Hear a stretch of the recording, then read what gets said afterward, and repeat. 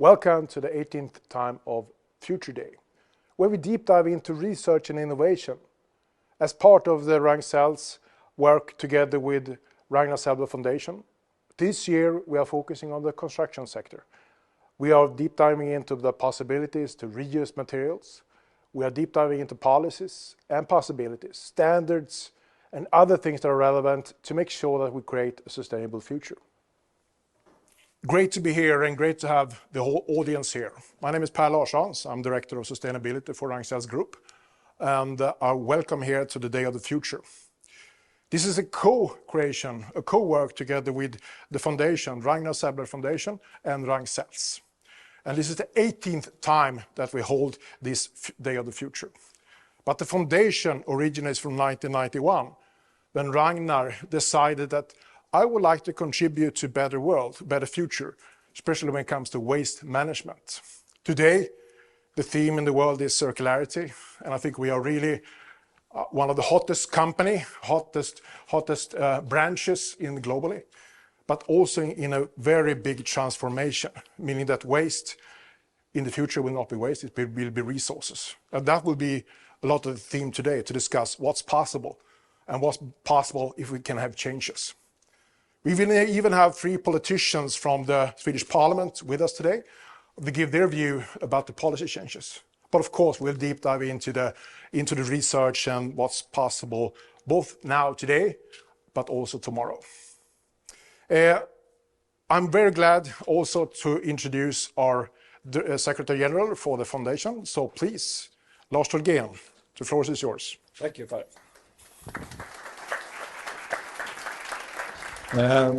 My name is Lars Tolgén, and I'm the Secretary of the Ragn-Sells Foundation. And this is an event together with Ragn-Sells. And we try to create a platform for our researchers to show their results and also to discuss their results. And this is actually, as Per mentioned, this is the 18th time, and we try to see some sort of progress all the time during all over the years. I hope you will find this event interesting, and the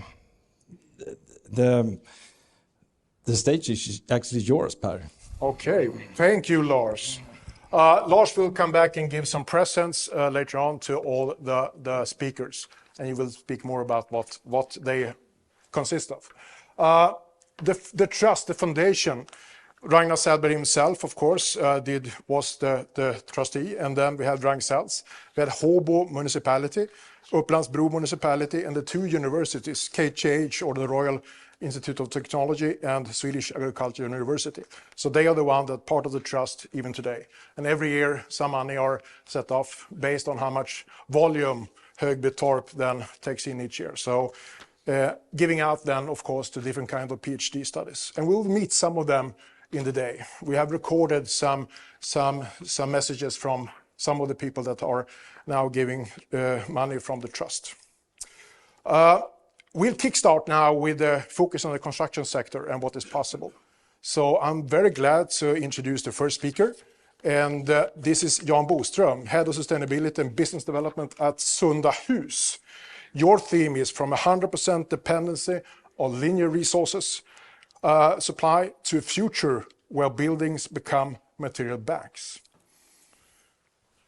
So here you go. As you heard, my name is Jan Boström, and I'm working both for iBinder and a daughter company to iBinder called Sunda Hus.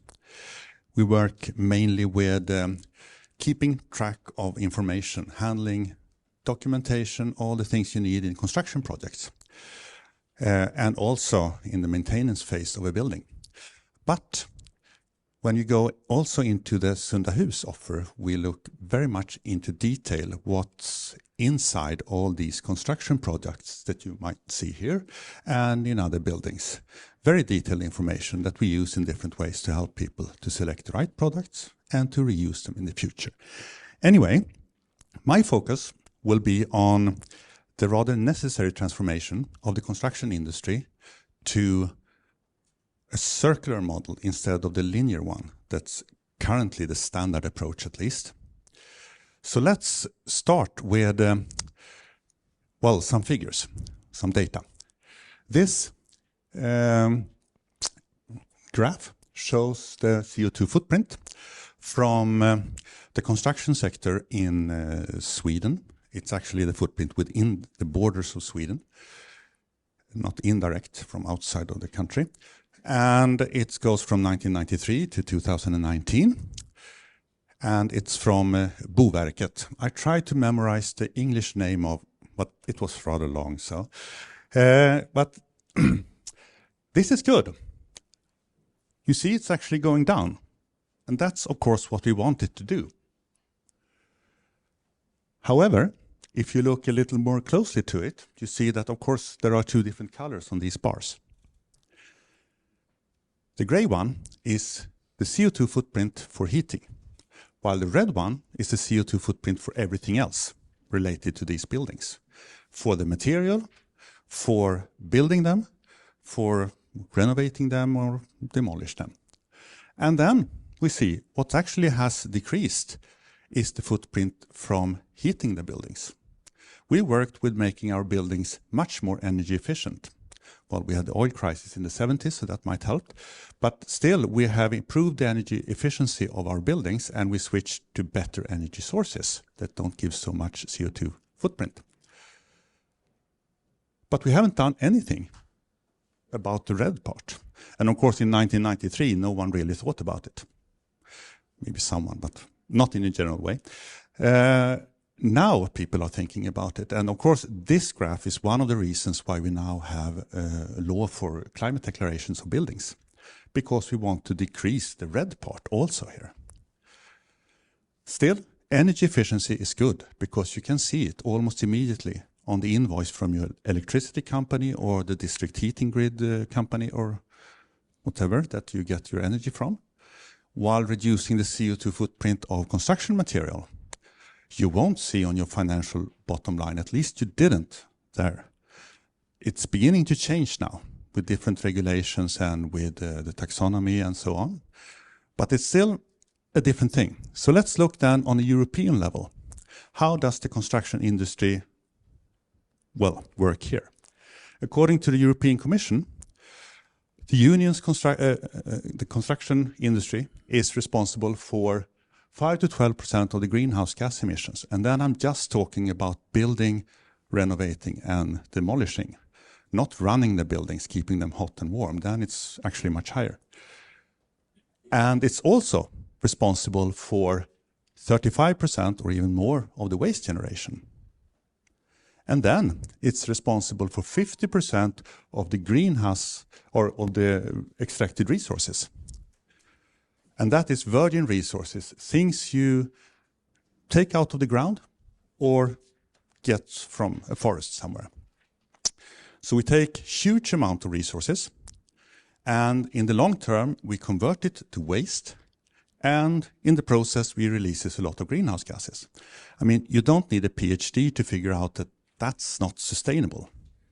It won't collapse tomorrow, but it's in the long run, it's definitely not sustainable. But what should we do about it? I mean, one thing could be to stop doing this and stop building things. There are arguments for that, and some things you could do there, but I don't think it's feasible to say we just stop building things. Because we're building things because we need it for the society to work. It's filling functions, the things we build. We have a growing population, specifically in Sweden. When I was in school, that was a couple of years ago. But then I learned that we are around 8 million people in Sweden. Now we are a bit about 10 million. Has to do with immigration also, that it's gone up that much. But people need a place to live. And we need to do other things. We need to change our society to handle extreme weather. That requires construction. We need to maybe get new energy sources. We see what we build, if there will be nuclear power or whatever. But we also need to do a lot of these things to get our society to work. So I think we'll continue to build things. So to summarize this, there are some challenges for the construction industry, to put it mildly. In the future, we need to still provide, well, more buildings, more places to live and so on, and all these things. At the same time, as we should reduce waste. We don't want more waste. I mean, that's not good. And we should also reduce virgin material extraction. Both because it's a finite resource, but also because it's a great way to reduce CO2 emissions, which is another requirement. And then, although most focus actually is on reducing CO2 footprint, we're actually talking about 3 planetary crises. Climate is one. The other 2, of course, is loss of biodiversity and pollutions. And we must make sure that we don't contribute to those at the same time. So we should actually build faster, better, more efficient, preferably cheaper. Easy. It's a rather tough equation to fix. And this is supposed to be an inspiring start of this day. So anyone feeling inspired? No. Oh, okay, someone did. That's good. But the inspiring thing is that if we can change this, we are making a huge impact on, well, I looked at the EU level, but it's the same all over the world. Sometimes it's even worse. So we can make a huge impact if we can fix it. And I believe we can. But we need a sort of a new vision. We need to see buildings not as it is now, as consumers of resources or, well, producers of CO2 emissions or waste, but as material banks. Places where materials are used for a while and fill an important function, but then when that building's functions isn't needed anymore, then the materials can be used somewhere else to the same function or the same value. Not just crushed and put under a road somewhere. That might be good sometimes, but used to the same value. So the things that goes out of that building when they take it down, it's not supposed to be waste. That's resources. And it should be valuable resources. So we can continue to run it through the system again. And that's, of course, the general idea with building as a material bank. So now, this nice picture of, was it Bodefästning? Well, fortress. I should fästning in Swedish. And why do I have it here? It's a successful fortress. It was never conquered. And then things changed politically and it wasn't used anymore. So actually, one of our Swedish kings ordered it to be demolished. But what they did was also another great idea. They gave the people in Kungälv, that's close to there, the official right to take material from this fortress. And that was rather appreciated. So if you walk along the east and the west street there, you can find stones from this fortress in a lot of foundations and the stone walls and so on. So essentially, this is actually an early material bank. And an official one at that. It's not the only one. This is the way that a lot of things have disappeared in our history. A lot of old buildings that was abandoned and then they get dismantled because people use the material somewhere else. It's not so good for the archaeologists, but it's great for resource management. So this has happened before. So we need to continue to do that. But am I now saying that everything was better before? No, definitely not. Because stones might be okay, but everything that you find in a building should not be reused.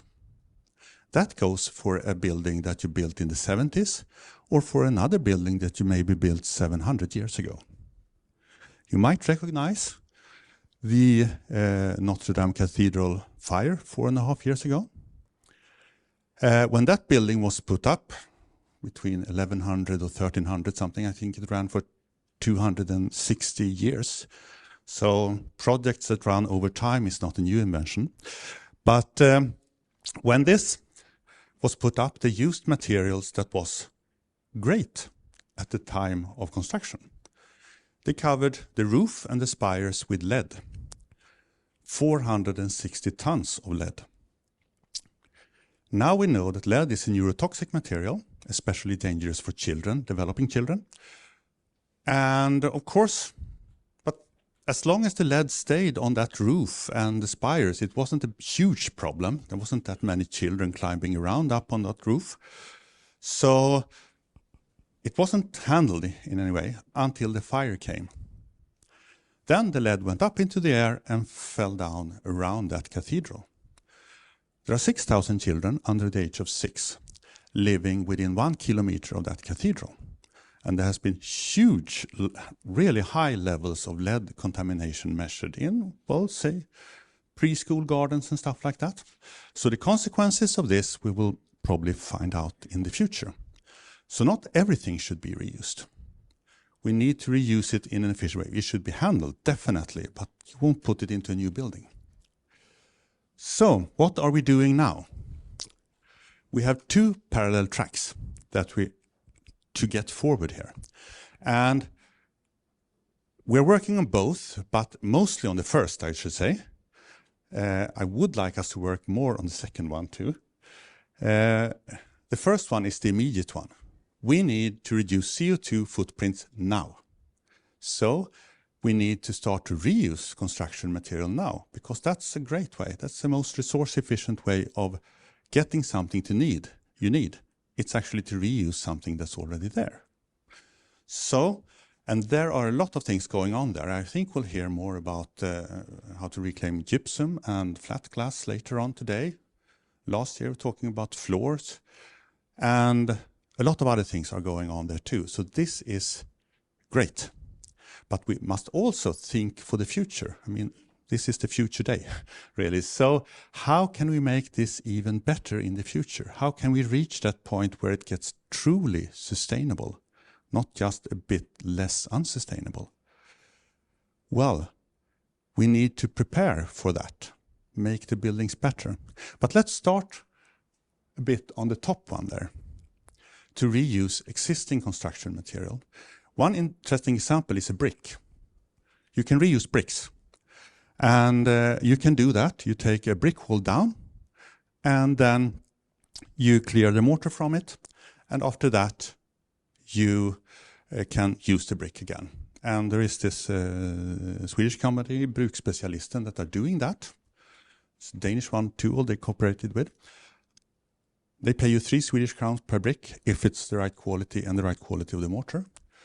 You won't get rich on that, but it will help you offset the cost to do this. So that is good. Might be a better cost-efficient solution than just sending it away as waste. There is also the other approach. If it's so expensive and cumbersome to do this, I mean to cut it apart like this, or take the mortar off, well, then you can cut the wall apart in blocks of 1 square meter. That's what Lendager Group in Denmark have tried to do. Much more efficient. And then you design a building that actually looks good with those blocks from different brick walls. So you can do it that way too. There are other projects around this. We have people doing websites where you can get reused material, and there are different processes to handle it, and there are 3D scanning of buildings to get the information about it and so on. I won't go into the details there. So, how do we then work for the future?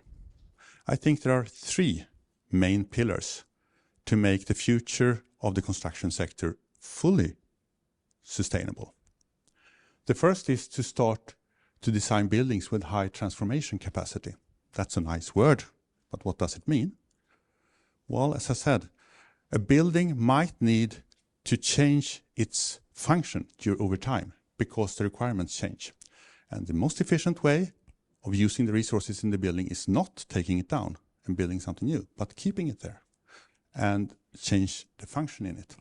You can help do that by designing the building in a better way, making sure that you have all the really hard to change part of a building on the right locations, by thinking this is designed to be a school, but it could be offices and it could be flats too. So where do I put the elevator shafts? Where do I put the staircases? Where do I put infrastructure so that it doesn't block things? And where are the load-bearing walls? So I don't have to redo that, because that will be expensive. If you think about this in advance, it's much easier to rearrange a building to fill another purpose. Then, when you actually take things out of the building, you have to be able to take it out without damaging it. So design for disassembly. The easiest thing here is, well, use screws instead of glue. Much easier to take apart. But there are a lot of other aspects to it too. So like how the interdependencies between different components in a building, what you can take out without you have to take something else out, and so on. That is to design for disassembly. And then the last thing, you need information. You can do it without information, but it will be much more cumbersome, much more risky, and take much more time. So you need to collect the information to make this efficient, preferably digital. And that's of course what we're working with, so I argue for that, but I also think that is very important. All these things are tested again and again in a lot of different pilot projects, like say this one. This is a module put up that going into a building called the Green Transformable Building Lab in Herleen in the Netherlands. And there they are a bit extreme. Because I know the people, so I understand why they are extreme in this, but not a single screw should really be wasted. So everything here is dismountable, and you can take it apart and you can put it together in different ways and so on. That might be a bit extreme, but they're proving a point with it, and they're testing new techniques all the time. So this is actually going on. But to summarize this, we need to start to change our way of thinking about buildings. So we need them to be these material banks. We should stop build buildings. We should build material banks instead, that are designed to be easy to reuse without damaging stuff, but also that are designed to change its function without too much cost in money or in resources. So we need better buildings to make sure that we can reuse them and what they're made of to the same or even to a higher cost or higher value in the end. And that's where we are going, but we have some more steps to get there. Thank you.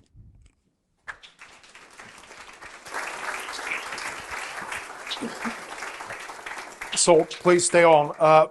I'm so inspired when I listen to you, because in 2018 we had the honor to have a keynote speaker here from the Netherlands. His name was Dr. Ed Lansing. He was a doctor in chemistry. But he's also known for being the founder of the waste hierarchy. And in 2017 I wrote an article on my LinkedIn and posted it. And he responded very angry, because I doubted that the waste hierarchy will be the future. He said, yes, it's definitely the future. So I invited him to Sweden. We had a roundtable at the Swedish Parliament. We also had a roundtable discussion with business. And then the third day we took him to our research center in Uppsala, based on chemistry, recycling of nutrients. And after 3 days, 40 years later, he said, well, we might need to do some changes. So the year after, I invited him to come here to Framtidsdagen, and together with Dr. Graham Aid from Ragn-Sells, they developed a new view of what the future could be, meaning that a future where we focus on resources need to add time, place, function as 3 pillars. The resource need to be available in time when we need it. We know we were going to build the cities, place, and that we have not discarded it. We have not put it into our roads as filling of construction material. So we need to make sure that we keep it, so the function is kept. So now the question is, what's happening? And what is your view? Is the waste hierarchy a challenge? Yes, but I think mainly because it's building on sort of the wrong, well, it probably was the right premises when it was created, definitely. I mean, that's the way you looked at things. But the whole idea that what's coming out when you take a building down, in this case, is waste. I mean, yes, you need some form of hierarchy to handle this, but it isn't waste. It's resources. Some of those resources might be things you really don't want to, like that lead covering on the roof, but you can use it in another way. So it shouldn't really go into it to start off with. So it needs to be adjusted to, well, reflect the new view we're having on this. It's not a linear way. We take something up and then we end it up, put it away as waste over there. That's not the way it should work. And the hierarchy isn't really adopted to that, as I see it at least. So there needs to be changes, definitely. In a linear economy, it has served very good, making sure that the waste is not on our streets. But in a circular economy, we need to have other aspects in place. And on that note, I was invited by the European Commission, because they have a challenge when it comes to circularity.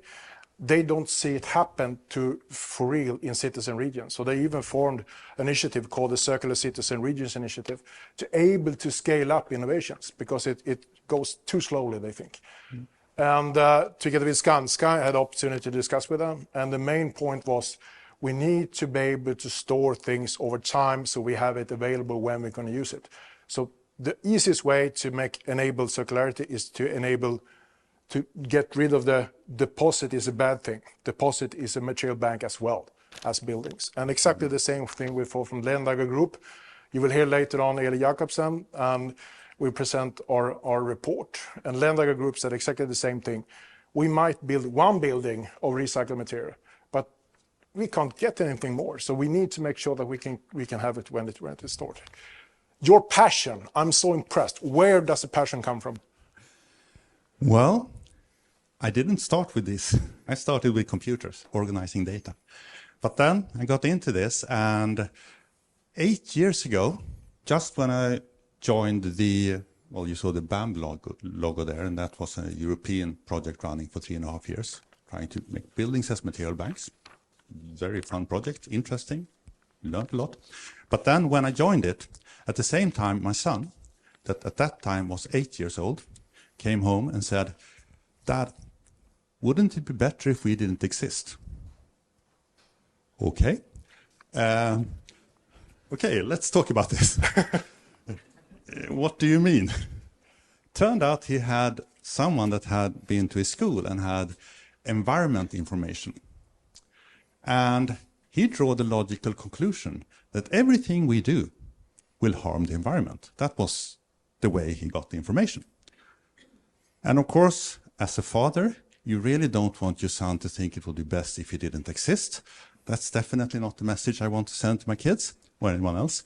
But he had a point, I thought. So then I started to see, okay, well, what can we do to make sure that this isn't true?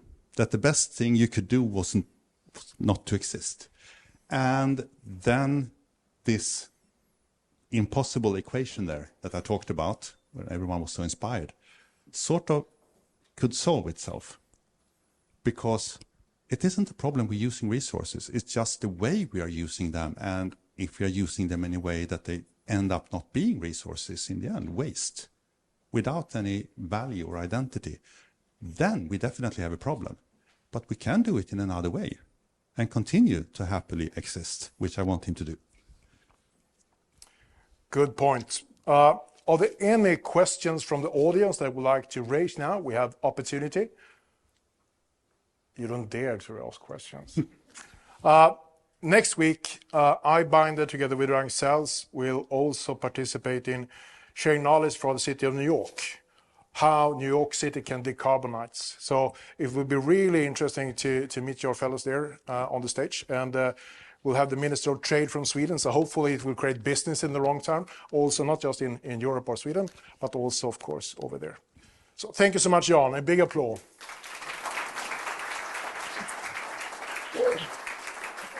And we have a little present for you from Lars. What is the present, by the way? What is it in the present, maybe? And take the microphone. Sorry, it's a gift from the nearby glass studio, and they, of course, use recycled glass in their production of these art products. Mm-hmm. So recycled, reused, and remanufactured. Perfect. Perfect.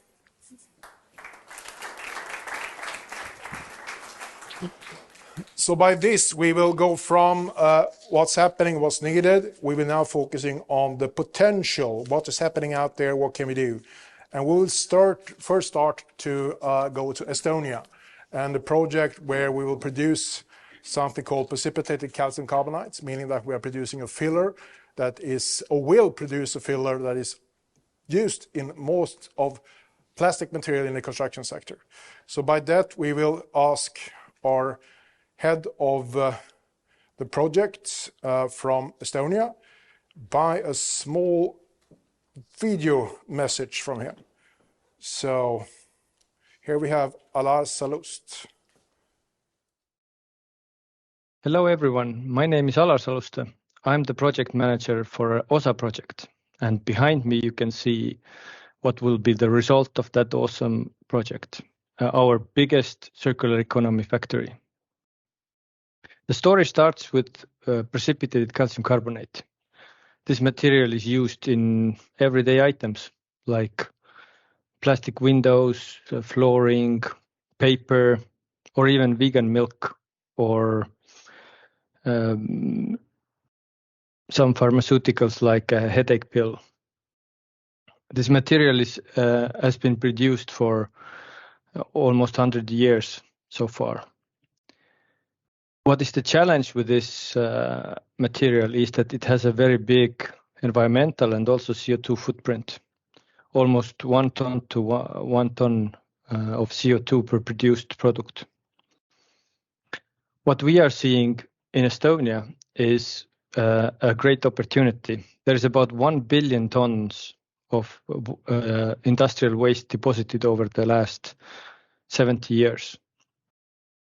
Out of that, about 600 million tons is oil shale ash, which could be easily used to produce this precipitated calcium carbonate. But the opportunity doesn't end with precipitated calcium carbonate. Potentially, we could also produce magnesium, iron, aluminium, or any other critical raw material from this oil shale ash. What is also very important here is that this area where the waste has been deposited has been used by fossil fuel production for about 100 years. That means there is a very good infrastructure and also a lot of people who are knowledgeable about production available. And now when the phasing out of fossil fuels is ongoing in Europe, that means we have a great opportunity to overtake all that infrastructure and create this kind of awesome circular economy projects. The product that we are producing, it has two main advantages. It has been made from 100% from reused materials, the calcium and the CO2. And also because we are using CO2, it will have a negative CO2 footprint, which is equally important for the goal of decarbonization. Besides on what we are doing, it's also important how we are doing it. So our plan is to have a zero waste solution, meaning that all the materials that go in and everything as a result, all the outgoing materials will be reused in one or another place. So we have the main product of precipitated calcium carbonate, but also all the other leftover products will be used somewhere. We will recycle all the water with a zero liquid discharge, and also we will have a very concentrated reuse of all the chemicals. On this picture, you can see the projection of the future commercial plant, which will be located in Narva. Behind it, you can see about 130 million tons of oil shale ash. And by our current plans, we could use this ash hill to produce precipitated calcium carbonate for the next 100 years. Before reaching our goal of the commercial plant, we have an intermediate step plant, which is a demo plant. The idea of the demo plant is to produce product for our future customers, to validate the product, and also to get the final validation of technology and economical feasibility. On this road, we have included several partners and key stakeholders who are helping to develop the project. We have Eesti Energy, who is the owner of the ash. We have the universities. We have few customers who are helping us to develop our product. And also we have funding from Enterprise Estonia, for example. So far, most of the funding has still come from the Ragn-Sells. Thank you and have a nice future day. Bye. Yes. Thank you so much, Alar. And just to mention, here we talk about two different waste streams. It's CO2 that normally we see as a problem. This is now need to be in resource instead. In order to make sure that we doesn't create new environmental problems, the most important ingredients that we need to take out first is the calcium oxide, because it easily reacts with the environment and it's a negative for the environment. But the good thing, the calcium oxide together with carbon dioxide becomes precipitated calcium carbonate. So it's a magic that happens. And normally today you mine it through limestone mining, so we can avoid huge amount of limestone mining. And yesterday or the day before, the Stockholm Resilience Center now did a major update on the planetary boundaries. And especially when it comes to water, is really very stressful now. They really see the problems going forward. So this is a good example how we can restore the land in Estonia, even if it might take 1,000 years, depending on the size of the factory builds. But we will clean up it at the same time use the resources. So very interesting project. With this, we will go to an existing factory, and I will invite from Norway, Jon Sjøstad, and you will be speaking about gypsum. And I will hand you this one, and also will press a button. So. Thank you, and thanks for the opportunity to be here. I'm representing the Norwegian operations of Ragn-Sells, where I spend my days as head of business development. Isn't it beautiful? No, it doesn't look like a million, but it's a resource. It's gypsum waste from construction center and from municipal recycling centers, which I will tell you a little about how we turned circular. First, some facts.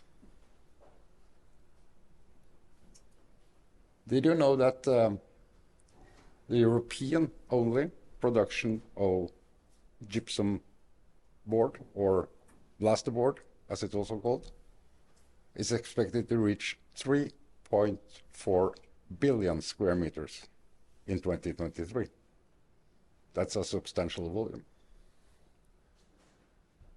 That 1 square meter of a standard plasterboard weighs approximately 9.2 kilos. If you multiply this, you will need to mine 350 million tons of gypsum. And you have to transport this gypsum to the gypsum board factories. That requires or creates a rather substantial carbon or environmental footprint. But a major part of these products' CO2 footprint is actually the production process. So we have been working by turning this circular from a waste to a raw material to a new product.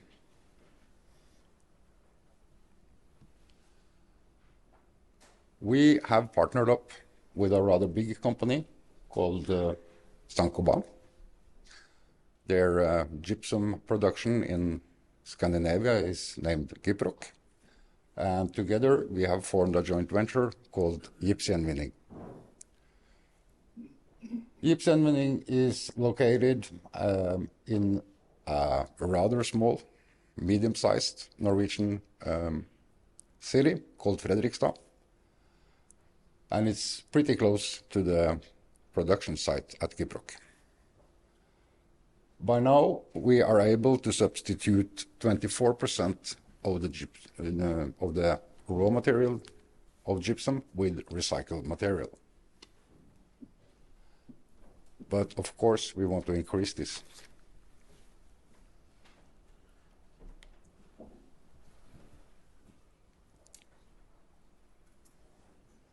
I named this slide "More Performance with Less," because when we use recycled material, we reduce the carbon footprint. And the good thing about gypsum is it cannot be reused one time, not 2 times, but multiple times, endless times, number of times. It's relatively simple.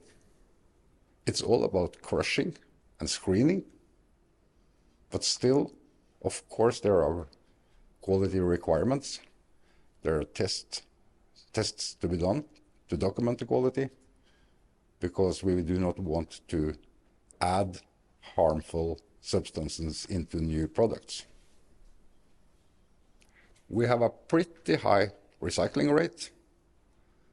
We have a loss of 8 to 9% carton, some with paint, some with wallpaper,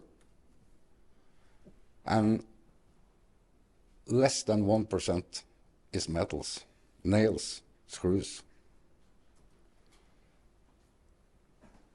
We have entered into a project as kind of a silent partner to follow a European program to get the other 8 to 9% of carton back to paper mills. If this project succeeds, we will have close to 100% recycling rate. And as I said, the recycling plant is located at Gyproc's production site, so we minimize all transports. We have to collect at the construction sites, we have to reload, but it all goes down in one direction, and it ends at the place where the raw material is used. Couldn't be better, but it can. We are a little bit, Gypsgjenvinning is a little bit lucky. We have, of course, known this for a while, but Skapa is also struggling to reduce their carbon footprint. So this winter they have rebuilt their factory, and they switched from LNG to hydroelectric power supply, meaning that they cut 23,000 tons of CO2 emissions. And when you combine these savings with the recycled materials, they now put on the market the most environmentally friendly plasterboard on the European market. And we already see that the demand is there. The volumes next year, the budgeted volumes, are going up as the market goes down. And for our recycling operation, next year will probably, if the prognosis is correct, we will recycle 37,000 tons of plasterboards. Thank you.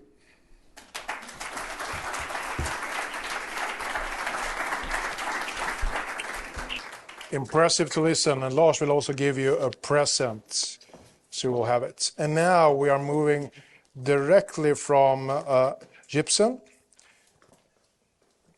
to a future possibility, but you will see some things that exist. And if I get everything in order here, you see something that we have developed, or that Ragn-Sells has developed together with a partner. And therefore I introduce now first Sara Tjärnström from Easy Mining, together with Jonas Pettersson from Us With Love, to take us into the future.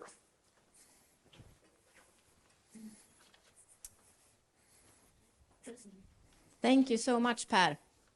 Great to be here today. I'm so proud to say that I'm part of the team at Easy Mining, which is the innovation company owned by Ragn-Sells. It's a great place to work at because we create circular economy for real. And you know, if we are serious about creating a sustainable society, we need to use the materials we already have over and over again. And I think phosphorus is a great example. So, you know, phosphorus is a critical raw material and it's a nutrient. And at Easy Mining, we are dedicated at closing nutrient cycles. So we have developed this process, which is called ash to phos. And here we focus on recycle a really clean phosphorus product that can be used as a feed or as a fertilizer. But we also get a sand, a red sand, which contains some iron oxide. And we thought, how do we reach value-added recycling with this sand? And so we kind of reached out into the future, into the value chain, far off, out of our comfort zone. And we did this very exciting project with some designers. What an intro. Yeah, we live in a waste culture. We need to shift, and who is willing to shift is also the industries and the companies that will be in business tomorrow. The recycling industry is definitely in this melting pot, essential. I'm not paid to say this. I think it's obvious in this room. But what role do we have, me as a designer or my team as a design studio? I think that's the question. We've been working with Sara and Easy Mining for a year to look into sewage sludge, which is essentially poop, and see if we can turn that into circular material. So that's for us super exciting, but maybe for most people not super exciting. I have my kids now understand what I'm working on, and we can talk about it. That's a good thing. My name is Jonas Pettersson, and I am co-founder of the industrial design studio Från, Us With Love. So, what is good design in your mind? Is it maybe the car you drive, the furniture that you have in your home? Or even maybe the soap that you carefully selected for your bathroom that you renovated maybe recently. It is everything around us today, more or less, and maybe that's something you reflected on. But everything we have around us is in one way or another designed. Good design or bad design, it's up to you or us to decide. But it's someone have done something on everything. And it's a very powerful tool. These people are extremely good to make us want things. It touches our emotions. It makes us want to update to the latest version. So maybe the car you bought a year ago or 2 years ago feels not as exciting as when the new release comes. Or sometimes we buy things that we also don't know why we bought it, but it just felt good at the time. And that's been, perfecting for a long time, and designers has been, very powerful in this. But I think design can also play another role, and that is, of course, to go beyond just making good business. Everyone is interested in to do good business, but is that the only purpose? Could it be also that we try to do as little harm or even do good for the planet at the same time? And for the last 20 years since I graduated and started Foremost with Love the same day as finishing school, we had the opportunity to work across different industries all around the world with companies like IKEA or Samsung or Orkla, to mention a few. And for instance, had the opportunity to work with IKEA for many years to turn waste into industrial scale. And for instance, done a chair and a kitchen that now is performing one of the best in their categories, made from waste. But also investing into new ventures. So we've been incubating a few projects and started, for instance, Baux, which is now a global brand, doing beautiful building materials for architects when they specify products for the new headquarters of Google and so on. So we have some experience in this, and this is also what we have been using in this project. And my point is that I think what we have seen, no matter if it's a large corporation or a small startup, it needs to be defined at its core. So each company needs to put this high on their agenda, owner level, leader level, because business is always what is driver, and it's going to continue to be the driver. But we need to see it as something that could be quite equal. It's actually possible to do good business and do as little harm as possible for the planet. And today is mainly about material. So speaking about material, and already heard about that. Virgin material is something we all love. Every industry loves virgin material. It's been something we perfected for hundreds of years. No matter if we build houses or furniture or tech products, it's really, really tricky to put something new into these industrial processes that has been engineered and developed over so many years. So I think what we need to do is to test. And by testing, we learn. And by learn, we can finally succeed. And that's really what we've been doing with Easy Mining. So we've been looking at this, what Sara was explaining, this specific silica sand, which is a waste, perceived as waste now, but how can that be a value for someone? So we put together some industrial partners to test this into the color industry, to bricks, to outdoor furniture, to acoustic products, and conducted a number of tests to see is it actually possible to exchange some of the virgin material into these waste streams.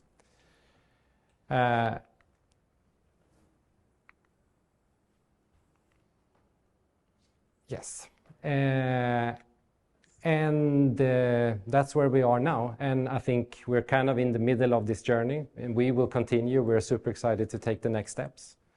But I think to speed up, we need to collaborate, which someone else has talked about as well. So if someone is excited about this, please join us. It's going to be fun and rewarding. And maybe imagine, a future residential area where we can exchange some material, virgin material, into this material to paint, to do outdoor furniture, to do bricks or acoustic materials. So that's it. Thank you so much for listening, and join in if you're excited as we are.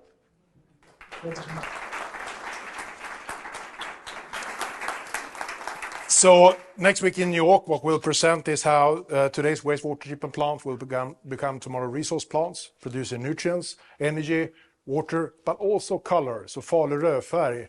So the city of New York can be painted in red in the future, hopefully. Thank you so much. now we will switch over to our final speaker that has a 6-minute slot to show what's possible. And you have already heard Jon really brag about this company. And I agree. When we are deep diving into what's possible, this company comes up several times. So I think that something is really special with this company. So we will see Oskar Storm from Saint-Gobain present our work. And I will try now to not begin with the end in mind this time. I will try to start with the first slide. So Oskar Storm, please, a big applause for you now.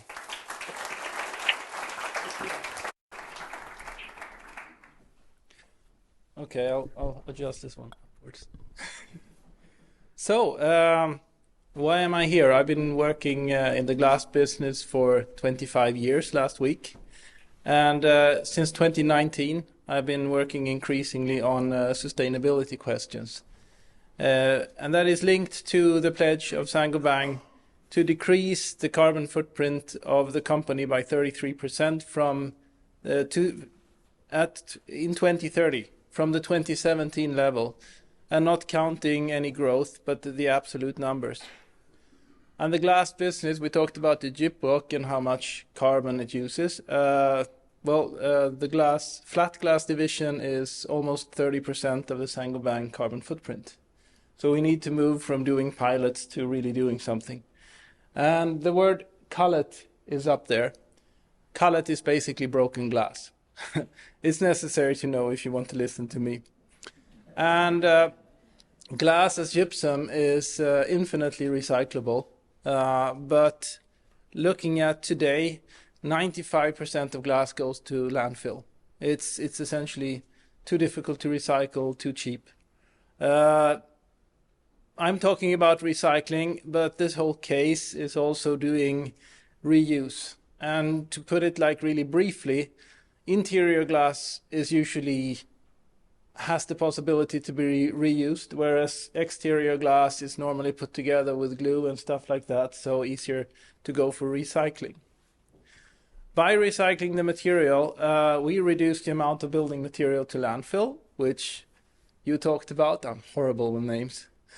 We also reduce the consumption of primary materials. I've learned that if you say you love virgin material, it's more me too to say I love primary materials or do not love it.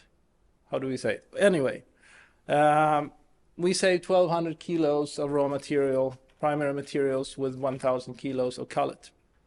Also, since 1,200 kilos boiled to 1,000 kilos takes a lot of carbon footprint, we reduce the carbon footprint a lot by doing this. And to show that we can use a lot of this, we've developed a product called Orai, where we go to, this is external cullet content, so 64% recycled material in this glass compared to a maximum of 15% today. So this has taken some development, but it now has an EPD, you can calculate it, and it shows that if we could get 800,000 tons of cullet every year, end of life, we can in fact, when we have the right energy source, we can make climate neutral glass, or it's probably the wrong word, but more or less. The problem is that glass scrap is cheap and it needs to be kept clean. So if you break a window into a container, it will release some metals and those will contaminate the float and create like bubbles in it, so it can't be used. So that's a step. And looking at it a little more widely, if we talk about the LCA steps 1 through 4, the C1 is dismantling, C2 is transport to recycling, C3 is the actual recycling, and I never was able to grasp what C4 is. But anyway, it needs to be developed for glass, because it's not there today. And the first crucial point is to do the inventory of the building. So inventory person is the waste diagnosis. We don't have people to do that today. So next week I'm in a meeting where we hopefully will set the date for the first training in Sweden for inventory people. And they need to learn a lot about different fractions of glass. Most of it can be recycled, but like fire glass, wired glass is really toxic, so we need to sort of get that out of the system. And also we need to facilitate that with a lot of manual tools like these stickers for recyclable, non-recyclable or almost recyclable glass measurement equipment, and also a lot of digital systems to be able to feed this into an app that can become a tender, so that we don't just do pilots where people say we'll pay for it, but that we can actually get a cost for what it's going to cost to recycle it. So the next step is taking it down and then bringing it to the recycling station. And that has a lot of different, you can watch this on the rerun if you don't have time to read the slides and then freeze it. So, but it's a lot of different things that need to be sorted out to see what is the cost. And Ragn-Sells together with Skanska has, for instance, done this pilot in Stockholm, the Snäckan project on Södermalm, where the glass was sort of taken down, repacked, and then taken to the next step, which is the recycling. And there, a critical thing that I was really worried about was the dismantling. I've been in production, I saw the machinery developed for crushing glass, and it was too expensive, too heavy, too difficult to use and transport. So luckily, we have the young generation there. So last year, the European champion of the European champion of young entrepreneurs, a 19-year-old Emil Falk, he was able to drum up money and create the lightweight, efficient machine for breaking glass. This is a whole new way of doing it, and it sort of cracks the case of getting a lightweight machine that can even be brought to building sites in the end. And Ragn-Sells is building recycling for glass in Örebro, and next week I heard Emil Falk is coming there to install his machine. So it's actually coming to life there. So looking at the end also of the beginning, like the circle, traceability is something that we started discussing lately, that out of this inventory and into this recycling process, we need to bring back to the investor or whoever the amount of carbon dioxide saved, the amount of glass that went to recycling, to reuse, or to landfill. And that traceability also needs to be solved. So we have a lot of things running in Sweden and Norway right now. We're actually together with the United Kingdom and France, I would say we're the most advanced. And actually the inventory people training person training is the first one in Europe or in the world to be set up. And I'm happy to say that the Orai product that comes out of this, well, that is sort of the signal product of this, is being installed right now at the project in Masthugskaj in Gothenburg. So it's coming back to Sweden. So thank you. That was my message for today.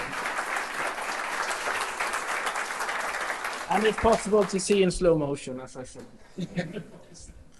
Good, thank you so much. We'll now move into a deep dive into understanding what is our findings. So I will now invite Ela Jakobsen up on stage, and you will present the very quick conclusion about the report that we have conducted the last year. So here's yours. Thank you, Mr. Chairman. I'm happy to have you all here today with us. Actually, I have tried to make my long story short because I have only 6 minutes. Basically, early this year, Ragn-Sells Group decided to focus on the construction sector, not only because it has the biggest and largest volume of materials, but also because we want to contribute to a sustainable society and also contribute and have a commitment to reduce the CO2 emissions. So we looked into the industry, and it's obvious that the industry has undergone significant changes in the last few decades, especially embracing innovative technologies. And those adaptation was for sure improving the construction projects, reducing the construction time and cost, and increased the worker safety. So what we wanted to do is to examine and try to find the relationship between the construction sector and the innovation, and to explore this further. So we started within 4 to 5 months conducting 6 roundtables in 4 countries where Ragn-Sells operates. And we produced a report, an inside report. We gathered people, we gathered all stakeholders, we collected the insights, we made interviews with key persons, and we published after that in June our insight report on that. I invite you all to have a look at that. It's on our website together with the sustainability report. But we easily discovered there is a lot of challenges ahead of us. And again, what you mentioned, Jan, that yes, we are reducing the CO2 emissions, but one of the challenges is that we have to run 3 times faster in the next 30 years to reach decarbonization by 2050 compared to the last 30 years. This is one. Secondly, we need to synergy and cooperate all of us, because it's a multilateral tasks. Financial institutions, European Union, national governments, local authorities has to cooperate very closely with all the stakeholders, real estate companies, us, and all others, if we want to reach a climate neutral European buildings in place, and especially in relation to the circular solutions. Another challenge we were facing is that a lot of money is required. A lot of investment is required in this sector. 28 trillion of euros is required by 2050 to reach decarbonization. And if you look closely to that circle, 30% of that has to go to the construction. And it's more than a lot of things. So very quickly, you see Ragn-Sells is operating between end of life and to make raw materials, but we had to jump over and over to the other stakeholders, like the designers, as mentioned by Per, the Lenda group, and we easily discovered some innovations practices, which is very important, like BIM, and also the modular construction, which we expected to reach $28 billion by 2030, and 3D printing, drones and robotics, augmented reality and virtual reality, and transparent material flow, which is very important to identify possible recycling projects. So we have a lot of challenges ahead of us. We have to tackle, and at the end, innovation is crucial, but we need all together work closely together, the business, the legislators, the citizens, and that's why we have the politicians with us today. And only together we can contribute and make a sustainable society, and only together we can invent the future. And this is what Ragnar Zellerberg Foundation and Ragn-Sells Group trying to do today. So it's okay. I cannot make it faster. It is okay. The report in itself, the first report, is published on our group webpage, and if someone here would like to have it, we will make sure that we share it with you. I will now invite up the head of our Public Affairs and Government Relations Sweden, Susanna Lind, and you will now introduce our politicians that are waiting here. Thank you, and thank you for having me today. So first of all, I would like to introduce our 3 members of the Swedish Parliament. So first of all, we have Katarina Luhr, who represents Miljöpartiet in the Swedish Parliament, and she's a member on the Committee on Civil Affairs. Welcome, Katarina. We also have Stina Larsson, who represents Centerpartiet in the Parliament, and she's a member of the Committee on Environment and Agriculture. And last, we have David Josefsson, who represents Moderaterna in the Swedish Parliament, member of the Committee on Civil Affairs. Welcome, guys. Can you hear us okay? Sure. Thank you for having us. Perfect. Thank you for inviting us. So before we go ahead with today's panel, I want to recap some quick numbers. We have had a very interesting morning here at Sätra Gård. Every year we extract 100 billion tons of raw material and we use it worldwide.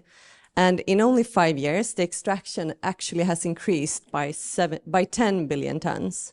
At the same time, we know that the world global economy is only circular by 7.2%. And this development is, of course, devastating.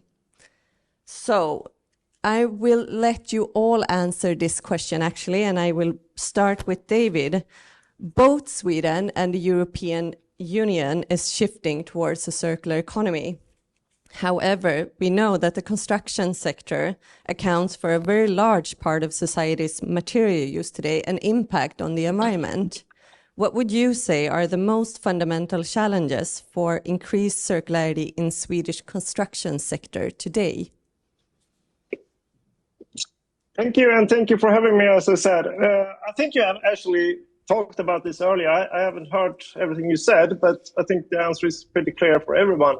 It's not financially viable to recycle and reuse today. It's too cheap to buy new and too expensive to reuse. And I think basically if we solve that problem, we probably solve most problems. The second thing I would like to say when we talk about this is not just reuse materials. We also have to rethink how we use existing buildings. How do we make regulations so that you don't have to knock down a building and then build a new one and instead use the old one? I think that is what we in the Civil Affairs Committee have to think about a lot, about zoning regulations and building regulations. Perfect. Thank you so much. Stina, would you like to reply as well? Well, thank you for inviting me and being here.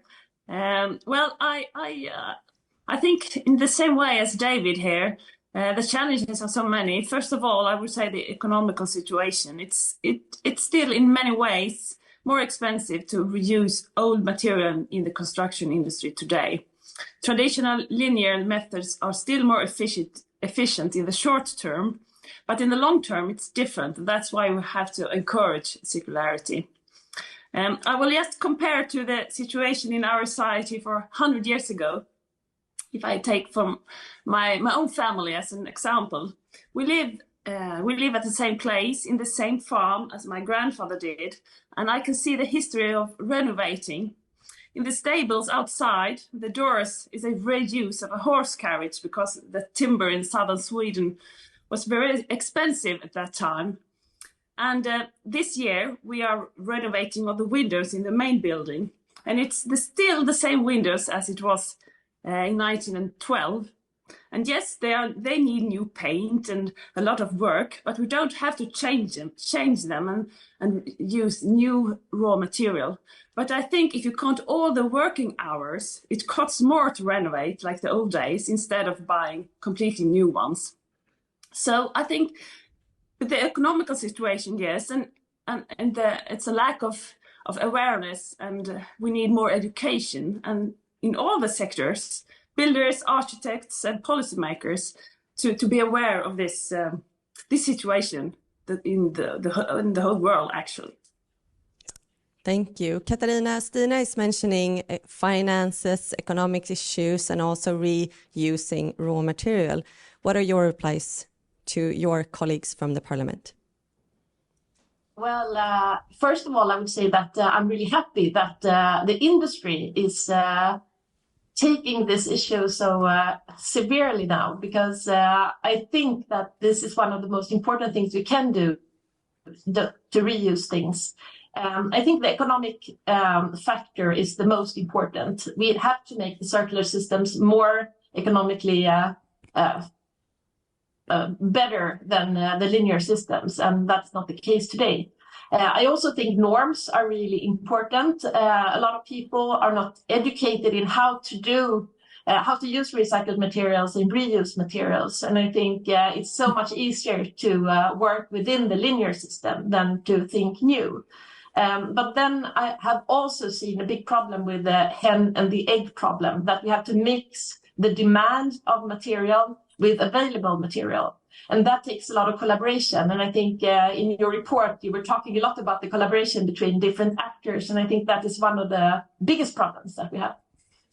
I would like to elaborate on that and address my questions to Katarina. You were with us at the round table at the finale in Stockholm.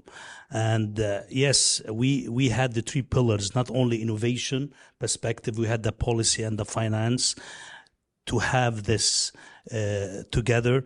But it's obviously the transition to the construction sector targeted policies and financial support are critical. So we must decarbonize the buildings and construction sector by circulating the construction materials better. But what do you think, what is required, do you think? New standards, reform policy, regulatory relief, legislation. Can you more specify on that? That's a very good question. I actually think that all of the above is needed. And we need to go through the whole sector because there's so many actors within this field. And we need both, in Sweden, we call it whips and carrots, and that we need to promote the good things, but we also need to put legislation on the bad things. And we need to make the linear economy more expensive, and we need to make the circular systems more favorable to use. And I think that could be, for example, that you would reduce the tax on reused or renewable materials, for example. That could be one thing. But you could also make it much more expensive for the waste management within the linear systems. We do that in part in Sweden, but I think for the building industry, for example, it could be one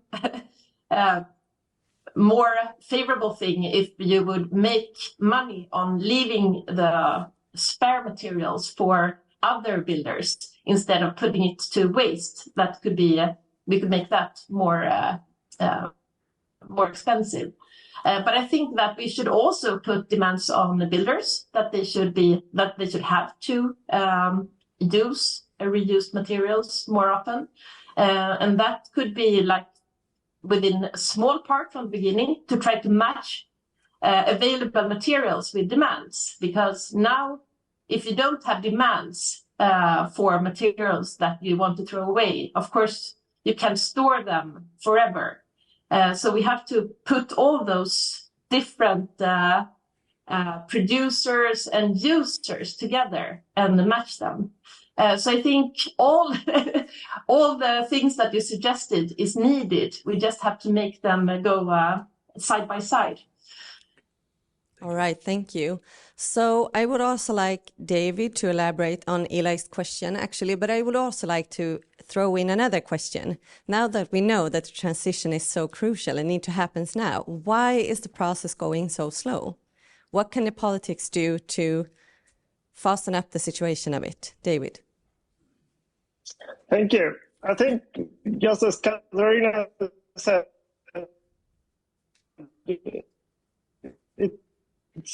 if it was to fix it, I think it's quite complex and you have to do a lot of things. But of course, taxes are one, is economic incentives. The other one is regulations. And I think the first regulation we have to change is the regulation that you are not allowed today to use a lot of materials because it's considered waste and you're not allowed to use waste for construction, for example. So I think we have to start with the really easy ones and then work it up the ladder. And I think that is one of the answers for your second question. Why does it take so long time? That we try to solve every problem in one. And I think we more have to look at the small steps. And together with the industry, together with the constructors and architects, try to understand, okay, what is the small problem? How can we fix those? And how can we fix it fast? Because I think sometimes, both in Sweden and in EU, we always have, we want to make everything so good, so it takes so long time to actually achieve something. It's better to do something than to not do anything at all. Yeah, Stina, I would like to tell you something. Yesterday, the United Nations Environmental Program launched, this is my early workplace, they launched a report on constructions, a big report. So I spent the night here at Cetragård reading a little bit. They say every week a new area in the size of Paris is being built. So how can we build actually more and still reduce the carbon emissions to keep us within the, let's say, the boundaries of the CO2 emissions and the planetary boundaries? What challenges, what opportunities do you see? Do you have any examples in your mind maybe you can share with us? Well, you had a very nice evening, I suppose. Well, we need more collaboration between the sectors and between the decision makers, the urban planners, and the construction industry. So I think we have to develop the mindsets. And just as you said before, we have to change. We have to change the agenda. But we all talk. All of us three here today are like think this is very important. But we have to put it on the agenda. We have to even if it's complex, you need to have national targets or holistic view on this, because changing mindset takes time, and you have to be aware of it in everyday planning, and not just when you get a new report. You have to have this with you in every kind of decision making, in the local authority or when you have in the regional areas or the national level and in the European Union. So it's in all levels, and you have to always be aware of it. That's when we can change and change our behavior and decision making. Thank you. You have some more questions? Yes, I do actually. Just one final question for all of you guys, actually. You, Stina, mentioned that we need to put the issue on the agenda, and that is so true. What would you say are your highest political priority right now? When you can only mention one thing. I know that's impossible for a politician, but try at least. Starting with you, Stina. Oh, well, that's a hard one. But as I said, I think we need a national target for circularity. We need a political leadership in this area and a comprehensive approach, and that's not the situation of today. It seems that we have a space for one more question, so I will ask David. Yes, actions from policy makers, architects, real estate companies, and us as Ragn-Sells must be taken to improve the building sector, just to avoid the waste, more circular approach, more renewable building materials, and improve decarbonization of conventional materials. But how can we, in your opinion, how far along are we in achieving large-scale reuse in the construction sector? What are the main factors contributing to this process, or let's say what is the blocking issue in that regard? Yeah, I thought about that questions earlier, and in one way, those kind of questions is like, how long is a rope? How far have you gone? I think we've gone quite far, at least in Sweden, and still we have a lot of things to do. I think, and as I said first, I think one thing we have to really think about is how do we use existing buildings? Today in Sweden, the norm is often you have one building, you want to change from office to residence, or from industry to office, then you have to knock down the whole building and build a new one, because the regulation says that you have to do that. And I think that is the one main question we have to think about is how do we make regulations so that existing buildings actually can be reused? Of course, I understand that you talk about waste management and all that, but I think the most important thing is, why do we always have to build new buildings? Why do not we have how do we use existing buildings in a better way? Okay, thank you all. Per would like to wrap up, or you have some more questions to say? No, I will give the wrap up to Per.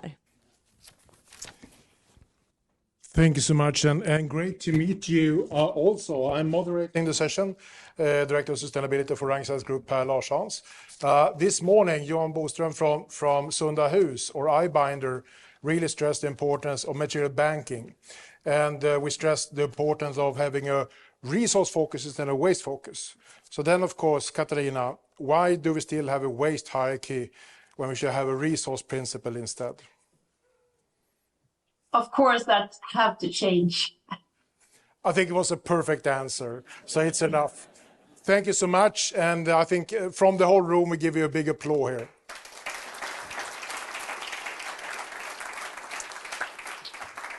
So now we'll leave the parliament so they can go and vote or whatever they do, and then we have a small message from one of the PhDs that will present what she's doing and for the money that she gets from the foundation. Hello, my name is Amanda Åkerberg and I just started my industrial PhD studies at Linköpings University at the Department of Science and Technology at Norrköping within the research fields of informatics with a focus on construction logistics.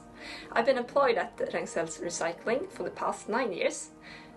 You might stretch it to 10 if you also include my time as a summer trainee in 2013 and doing my master thesis at what we today call City Services in the spring of 2014. During my 9 years at Ragn-Sells, I've held positions such as operational manager for city logistics solutions in commercial buildings. I've been manager for delivery coordination of multi-site solutions. I've been involved in data management projects and most recently I've been working within business development. Besides my PhD studies, I'm also project manager for a Vinnova Finance project called Börja. Börja is an acronym för bygglogistik för ökad resurshushållning och transporteffektivitet genom aktörssamverkan. In English we translated into construction logistics for resource utilization and transport efficiency.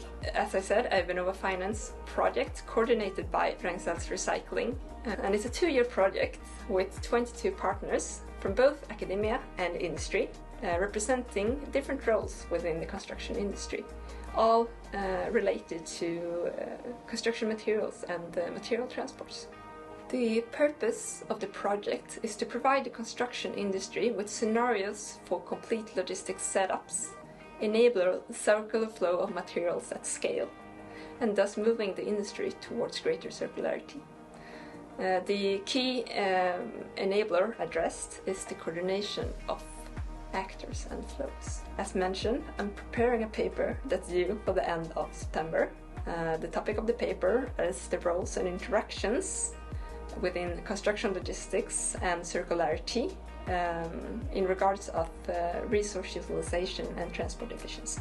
I've just started, so initially there have been a lot of planning. I've conducted 10 interviews so far and I plan to interview all project partners by the end of September. By the end of September I also plan to hand in my first conference paper. Besides literature reviewing, research planning and general planning, I will take courses corresponding to 15 credits this fall, so there's plenty to do. I think it's an important move to see waste as the resources that they really are, and seeing our role in the linear economy, I think it's the reasonable way forward. But we need to contribute into maintaining the quality of the depleted resources, and that can only be done through system collaboration. And logistics is key in maintaining the material value. In a sense, we are going from being a band-aid into transforming into a more advanced transfusion solution. So let's now continue with our next to-be doctor in philosophy, not philosophy, but in waste or resource management. So taking his PhD, and he works for Easy Mining.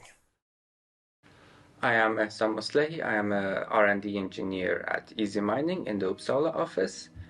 My background is in chemical engineering. I got my bachelor's from Iran at Sharif University, and then I did my master's in Sweden at KTH.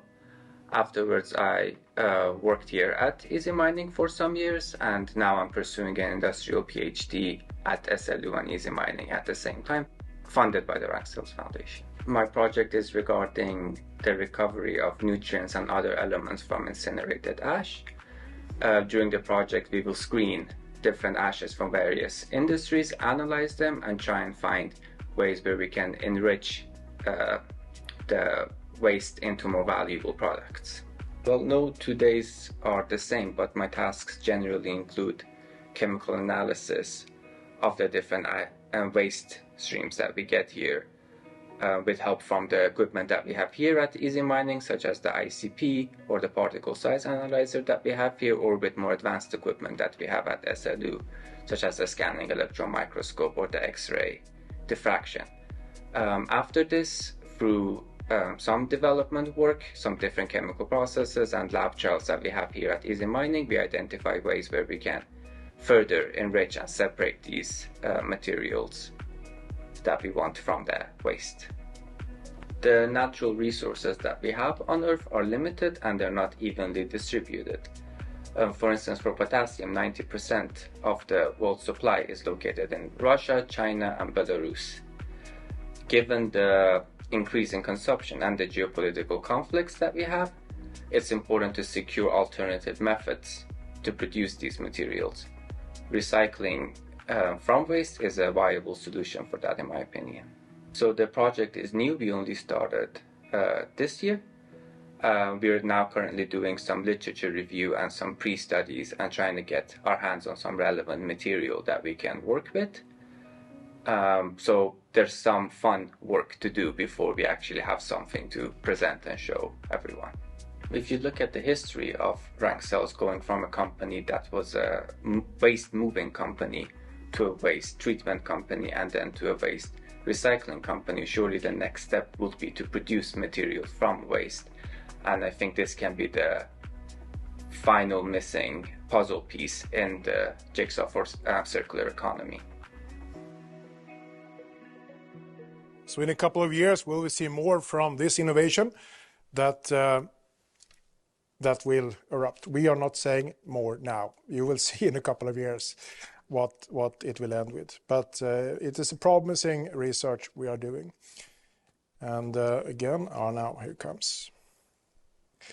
So we're now going into the final phase, and we are ending with two really high regarded speakers that will address the future. And first, we'll continue with the future scouting, potential new materials and upcoming standards. Ralf Karlsson, Senior Researcher at Certification Development Unit at RISE, Research Center of Industry of Sweden, and newly appointed Chairman of the European Union Standardization Work for Circular Economy. Please come forward. Thank you. I have been working with standardization since mid-1990s. We're starting with life cycle assessment, and now we're into actually solving the problems of life cycle assessment with circular economy, you can say. Someone mentioned the difficulties with measuring how much reused material we have in the house, and I am participating in the international standardization of circular economy since that one started in the particular group working with measurement and assessment. And indeed, yes, it is hard to measure, but it's also hard to define how we measure, and that I think we need that to begin with. Before we measure, we need to know what to measure. And that is basically what my talk is about. We need stuff. We need standards. We need agreements. We need consensus in order to get anything done. Actually, we can have a lot of interesting examples of research results, but unless we can scale them up on the global scale, or at least the national scale, global scale, etc., or sector scale, it's difficult to actually change the world. And that is what I think we are going to do. We're going to change the world, and that is what I think I've been doing since the 1990s, and I also, before I started with standardization, I thought that is what I'm going to do. I'm going to work with that. And I think I'm pretty successful since I contribute with standardization very much and very hard. So the perspective of standardization is quality infrastructure, because we have a society of quality infrastructure that ensures that we can trust the gas station, that ensures that we can trust that money is actually made from someone who is responsible for the value. And now when we come into the digital coins, we see that maybe no one is actually standing for that. So issues with these things. So quality infrastructure is something, and knowing that when we have something in our hands, it actually is what they say. So what about the quality infrastructure of circular economy? I'll start with just one question. We use the term circular economy here, and we can say, oh, this is a circular solution, and we can ask ourselves, am I circular? And I just start with this way of looking at it. Let's see if I can point. Is it red? Yes, it's red. So I can say that when I need something, needs or solution, solutions is the word that we defined in the standardization that we're going to use for anything that we buy, something we need, satisfy our needs. So how much resource do I use when I get the solution? How much resource do I use when I renovate a house, when I build a house, for example? The resource use is a key. And as we said, it's not waste, it's resource perspective that we have all the time in circular economy. So one can look at how circular I am from whatever I consume, or from the system I'm working in, living in, for example, the region or nation, or I can look at my sector that I am working in. Now we talk about the waste sector, and we can look at the waste sector as such, if that is circular. But does that mean that we have a circular society?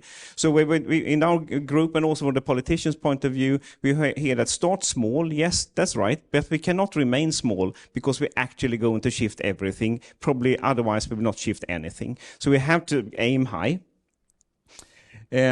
Coming to the next thing, as soon as one start using these terms, if in any setting where you can be interrupted, people start saying, what do you mean with system? What do you mean with resource? What do you mean with consumption? And one have to define these things. And that is what we do in the standardization. Otherwise, terminology questions overshadows everything. And that's basically what this figure means, that here you have questions instead of any clear view. And this standardization is intended to help us get over that.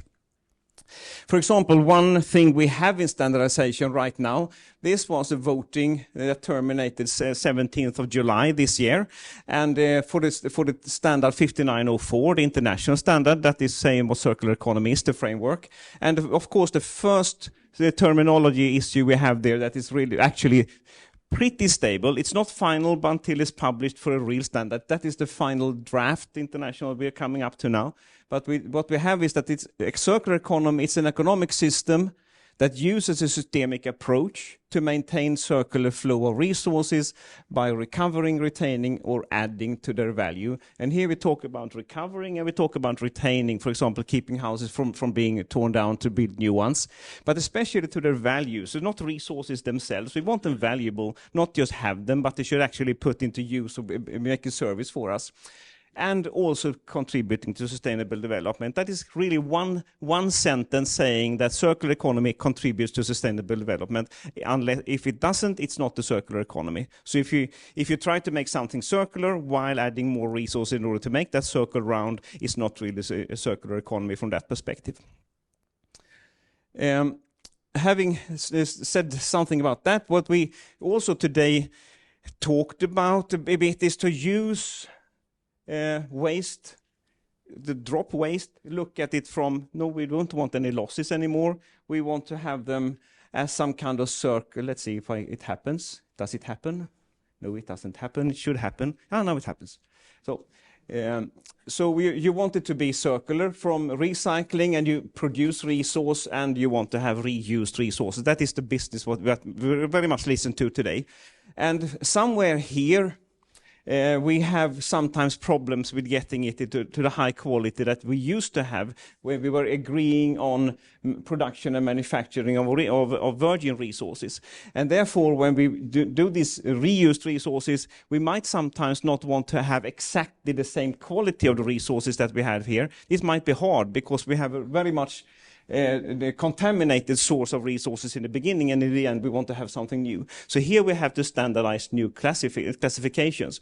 We have projects with that RISE, which I'm participating on ABS plastics, for example. They do not come out exactly as clean.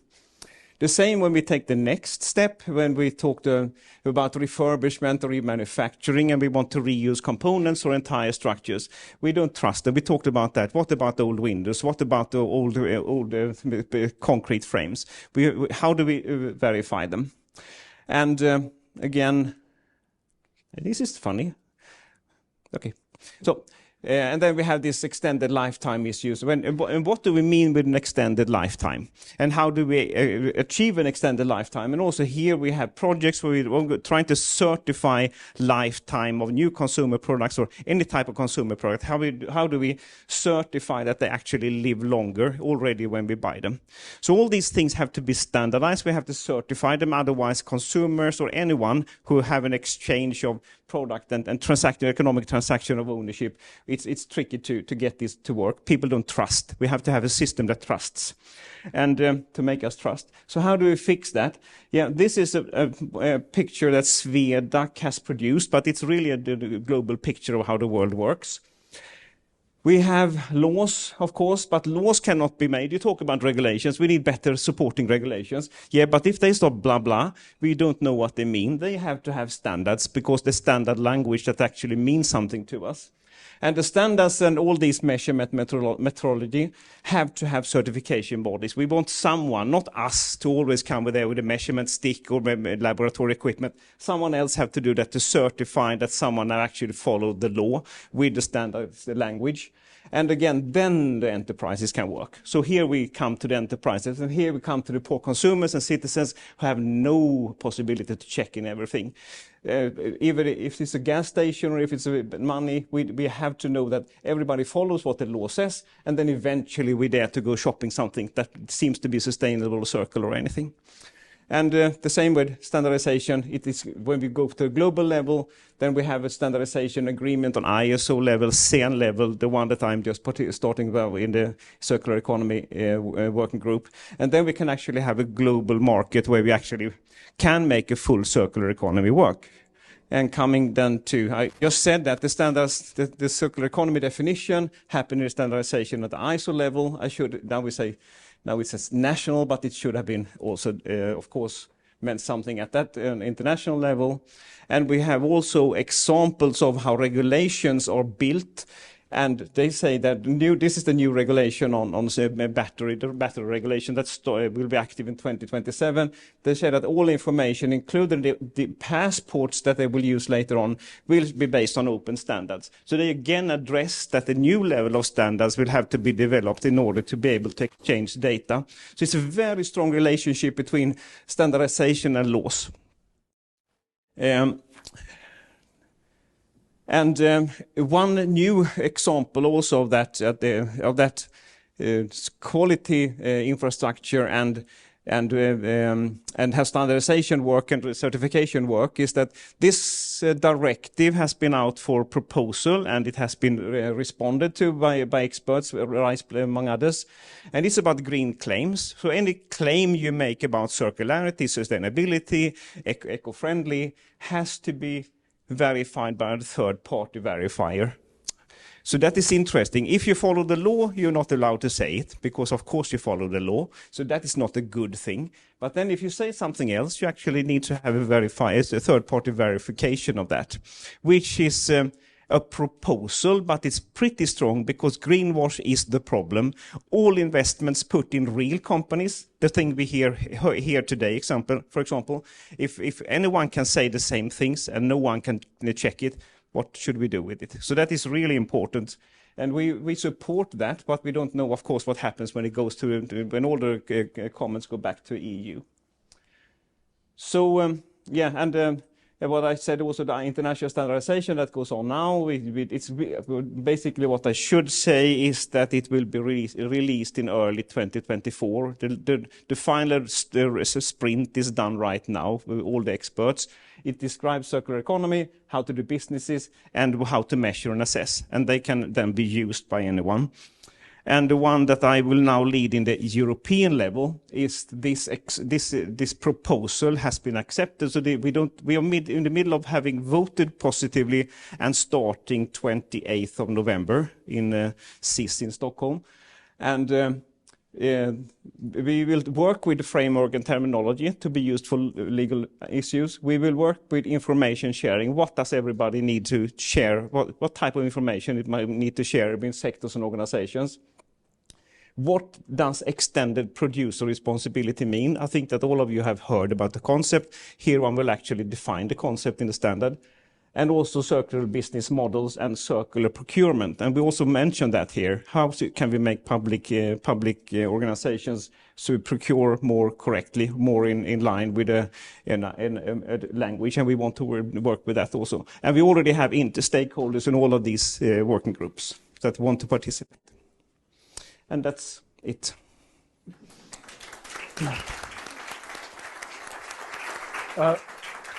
A short comment, just because we're going to have the next speaker up, and then we will have some questions and answers session. In August last year, I was appointed as chairman for the International Chamber of Commerce Working Group of Circular Economy globally, 46 million members. And the first thing that the companies asked was, please, can we have a definition of circular economy? I said, no. We will not put a new definition in place. We need to rely on standards. So I'm really happy that this now is happening, and we'd like to support your work going forward with comments from all those 46 million members across the globe. So love to contribute. On that note, now we have from KTH, and now we're going to deep dive into the possibilities when it comes to material. And this one you will be given, and I will now make sure we have the correct presentation in place. With the first picture. Anna-Delin, and I will try to have the last picture again. So I will now start with the first picture instead. Perfect. Soon you will see it when I'm ready. So. Den kan ta, absolutely. So, Anna-Delin, you are a professor at KTH and head of the research school WISE. Looking forward to listen to you. Thank you. So, thanks for having me. It's been a great workshop so far, I think. I learned a lot, also about new materials. I'm here to present a large research project that recently started in Sweden. It's called Material Science Initiative for Sustainability. And it's funded by the Wallenberg, one of the Wallenberg foundations.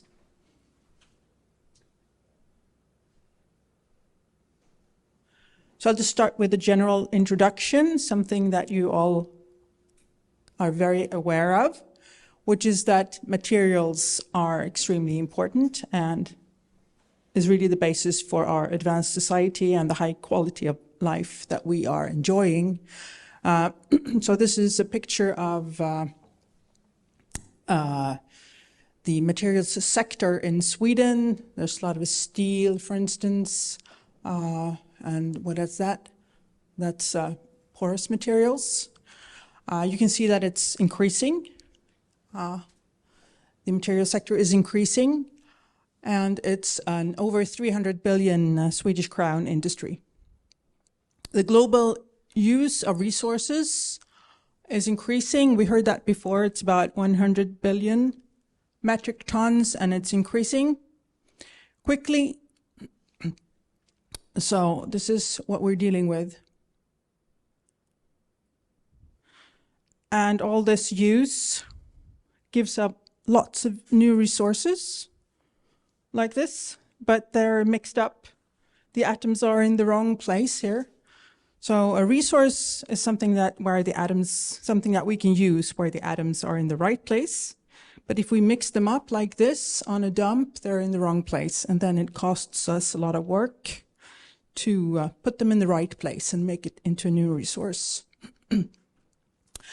Here, I have some numbers. So the primary production of materials accounts for 25% of all global greenhouse emissions. This is our job with taking out material from the earth and trying to put them in the right place so that we can use them for buildings, for instance. And just metals exploits about 8% of the global energy use. So how can fundamental material science contribute to solving these problems? We've heard today that regulations and standards are really important, and actually I think that's where we really have to work. But fundamental material science is also what has actually created all the possibilities and all the fantastic things that we enjoy today, but has also, of course, contributed to these problems. Like, yeah, I don't need to mention all the horrible materials that we have around. So a starting point could be to take the Sustainable Development Goals from the United Nations and just write out how material science could contribute. So here we have number 11 up here, and it's buildings. And here we have written settlements built up from materials that are safe, resilient, and sustainable. And of course also recyclable.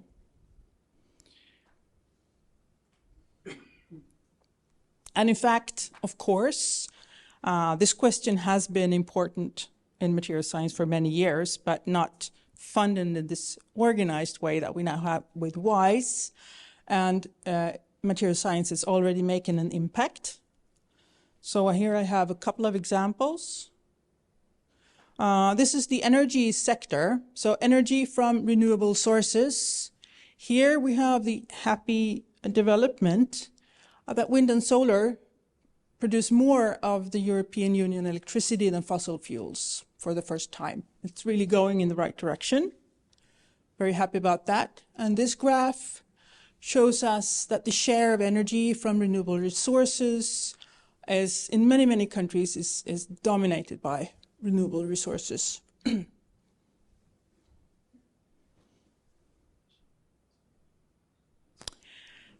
This is fossil-free steel. I'm sure you heard about it.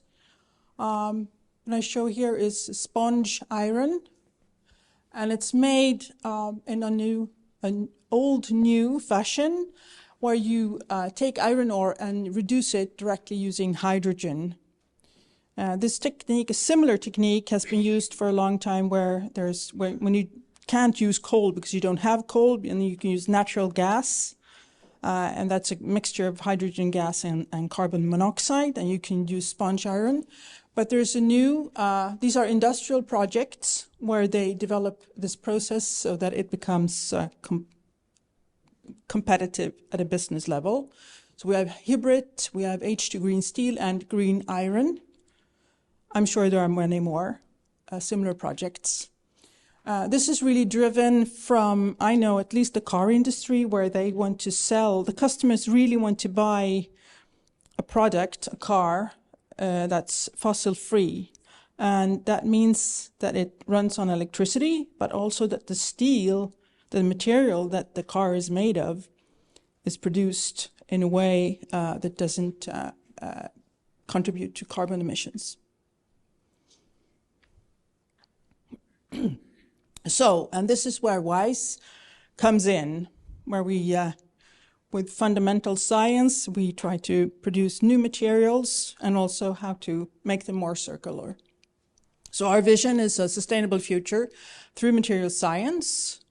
And we want to perform material science research at the international forefront to empower sustainable technologies with positive impact on society, and to train future leaders in society, industry, and academia. And maybe here, this is interesting for you. So there's a lot of young people coming in, PhD students, postdocs. They get training in material science, but also sustainability. And we hope that they will be very employable for you in the future. Now I'll tell you a little bit about the organization of the WISE project. So we have 4 thematic areas, because you can't do everything. It's very wide already. Energy, climate, circularity, and discovery, in short. And you have the more complete formulations there on the right. And then these thematic areas are addressed using a number of, let's say, research perspectives or methods. So we can do design modeling, synthesis and processing, structures, properties, and performance. And of course, lots of materials characterization. And for this, you need a lot of advanced research infrastructure, which is an important part of the financing of WISE, that advanced infrastructure. And these are the participating universities. So you see it's from the south to the north in Sweden: Chalmers, KTH, Linköping, Lund, Stockholm University, Uppsala, and Luleå. And then we have affiliated groups in some other universities as well.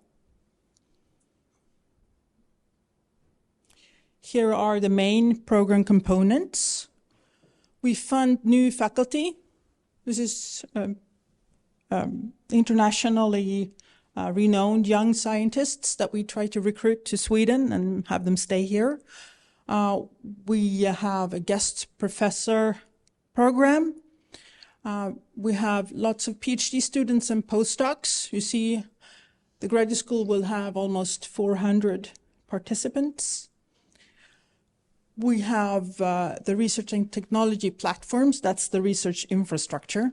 And it's sorely needed. It has been an underfinanced part of Sweden's research for a long time. Then we have something that you might think that could be interesting for you. It's called Vira's Industry Research Arenas. And these are envisaged as physical spaces where researchers from academia and industry can collaborate in a very informal way, and you can do open-ended experiments. This can be, this depends on the vision of the people involved, what this becomes. So we started in 2022, but really this year we started fully, and will run for more than 10 years. Which is great, because you need long-term funding for fundamental science to be able to actually focus on important questions. And the budget is around 3 billion Swedish crowns, and very generously funded by the Knut and Alice Wallenberg Foundation. Am I already over my time? 3 minutes. 3 minutes. Examples. Now I come to the really interesting part. So I collected some examples from that you could use for building. It's much wider than this, but these are just some examples. So this is my first example. It's transparent solar cells that you could use to put on glass, even glass walls. So you wouldn't see the solar cells. And the reason one can do this is that the solar spectrum has lots of light in the beyond the visible part. So you can collect that. And if you can have those solar cells over a wide area, you can actually make quite a lot of solar energy. Electricity, and it's based on very precise manipulation of nanowires. My next example is also glass. So here they add calcium and aluminum, not just silicon oxide, to make ultra hard and crack resistant, very thin glass, and also how to recycle these in a good way.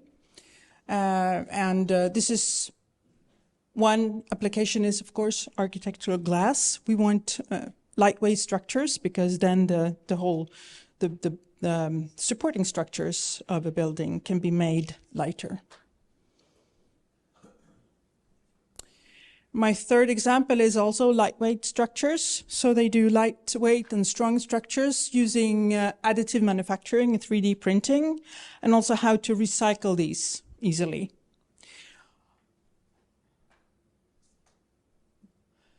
Fourth example is insulation materials made from various waste streams, agriculture residues, textile waste, and that's something we need in Sweden to reduce the heating costs, of course.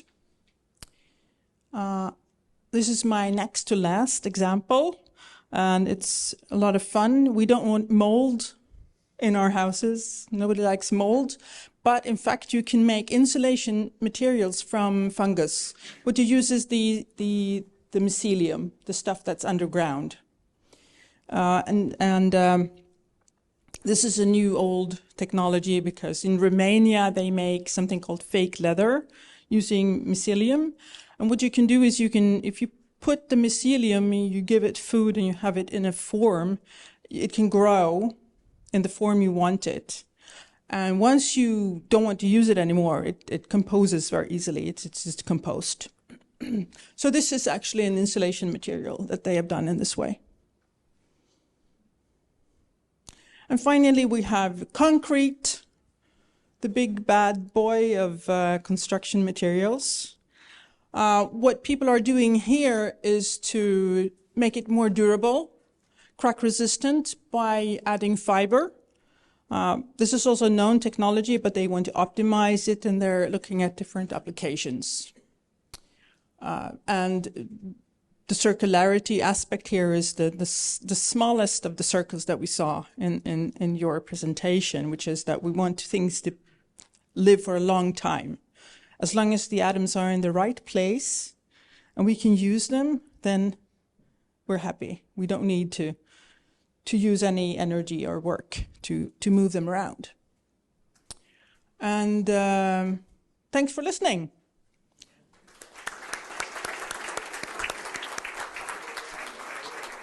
So, Raul, please come forward as well. I know that we're running late, but this is a moment we can't miss. We need to have a questions and answers session. So tell the lunch people that we're running late a couple of minutes. First, 2022, it started, you said. But these innovations are, I guess, been before, or? Yes, these are examples. Since we just started, I had to take examples of what the research groups are focusing on, and the projects they are working on are in this direction. So we love to see the examples from your 186 plus 186. In 10 years' time, yeah. Exactly. Yeah. So before I go to Raul, are there any things that you've seen today that you see, this I'd like to know more about? From today, are there any examples that we like, this I would like to understand how we can integrate in our way, in our research at KTH? Are there anything we discussed or examples you've seen here? Yeah, it's the perspective of organization, that this is somehow a material science is quite nearsighted. You try to make a better battery, a better solar cell. How can we recycle it? How can it fit into the waste resource streams? What are the regulations like? How can we make people use this? How can it become, something that's attractive from an economical perspective? That sort of thing. I think fundamental scientists are not experts on these issues, and this is really something we will try to improve in WISE, to educate not just the young researchers, but also the senior ones in these perspectives. Do you have any question from the audience? Raul, I have a question for you. You mentioned that when you're producing things from raw material that are virgin. It's of better quality than if you use recycled material. What we have seen in our way of research is that we can produce a phosphorus that is cleaner than anything you can contribute on the market today. And that's what we're going to present next week in New York. But also how the city of New York can reduce their costs with several $100 million by implementing a resource thinking for the wastewater treatment plants. So becoming resource plants instead of wastewater treatment plants. So I would love to share that and invite you to our research centers to see that it's possible to create something more of value. When will we see result then from your work? I know that you are starting now in November, because I know that many people here, when I talk with them, they ask, when will we see the standards? When will they come? What will happen now? Usually it takes 3 years. The documents usually takes 3 years to agree on. That is a problem. Of course, it also means that if we did it faster, we did not have the consensus. Consensus takes time. We have to follow the process. So that is what we should expect. But also during the work, when we do it, the experts that participate there get wiser. It's like a booster to really understand the problems and how to solve them in the standardization work. So I think that anyone participating is really benefiting from it, because you can sit in your islands and you can understand parts of that. But coming back to the first one, you say the quality of the recycled material is better than the one you get from virgin. That is what we want to achieve. So really, I appreciate that, because what the industry of today is made linear. So that is what we based on virgin material, and we expect that. So it's nice to see that you solve that. That is precisely what we would like to see in circular economy. So, Bro, you have a good example to speak about in the future then. Definitely. Thank you so much.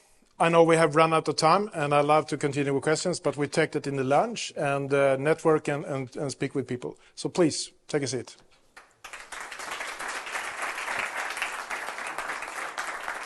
Since this year's Future Day was focusing on construction sector materials, and as we have seen or heard today, is that materials is the next thing. Energy, fossil fuels, we have solved that, or we know how to solve it. But the materials, that's the next thing. And to make sure that we can use the material that we already have digging up will be important going forward. So sourcing in the urban flows will be the future. We'll see what next year's Day of the Future will look like, what theme we will have. And of course, if you're interested in specific topics that we'd like us to highlight, come with your IDs. We have 2 years and 1 month, and we're going to use those even more going forward. So thank you so much for coming here.